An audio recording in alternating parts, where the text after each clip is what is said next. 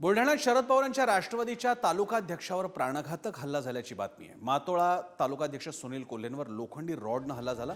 दुचाकीवरून आलेल्या 4 अज्ञातांकडून हा हल्ला झाला। या हल्ल्यात सुनील कोल्हे गंभीर जखमी झालेत। जखमी तालुकाध्यक्ष सुनील कोल्हेंवर बुलढाण्यातील रुग्णालयात उपचार सुरू आहेत। महाविकास आघाडीचे पदाधिकारी कार्यकर्त्यांची रुग्णालयात मोठी गर्दी झाली। कोल्हे यांच्यावर आज सायंकाळी 4 अज्ञात लोकांनी तोंड बांधून भ्याडपणे हल्ला केलाय।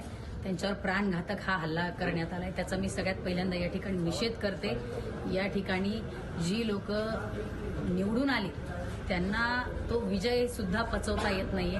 खूप अल्पमताने निसटता विजय झालेला आहे आणि तो पचनी पडत नाही। आणि माझी पोलीस प्रशासनालाही विनंती आहे की या लोकांना या ठिकाणी शोधून यांना तातडीने अटक झाली पाहिजे, यांच्यावर कारवाई झाली पाहिजे। संदीप वानखडे आमचे स्थानिक प्रतिनिधी आपल्यासोबत आहेत। संदीप, या प्रकाराबद्दल आणखी काही धागेदोरे सापडलेत का? हा राजकीय प्रकार आहे, काही वैयक्तिक आहे, काय माहिती द्याल?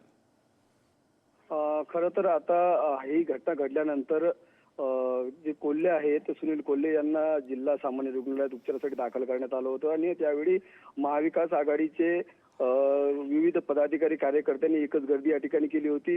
हा हल्ला राजकीय वादातून झाला असल्याचा आरोप जो आहे हा महाविकास आघाडीच्या नेत्यांनी केलाय। मात्र हे 2 दुचाकीवरून 4 अज्ञात आरोपी जे आहेत हे त्या ठिकाणी गेले होते।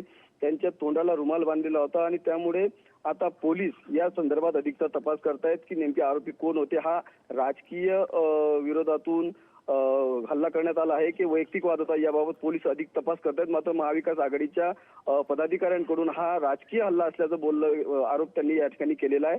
सध्या सुनील कोल्हे यांच्यावर जिल्हा सामान्य रुग्णालयात उपचार केल्यानंतर त्यांना एका खासगी रुग्णालयात दाखल करण्यात आलेला आहे। प्रसन्न सर, धन्यवाद संदीप, तुम्ही दिलेल्या या सविस्तर माहितीसाठी।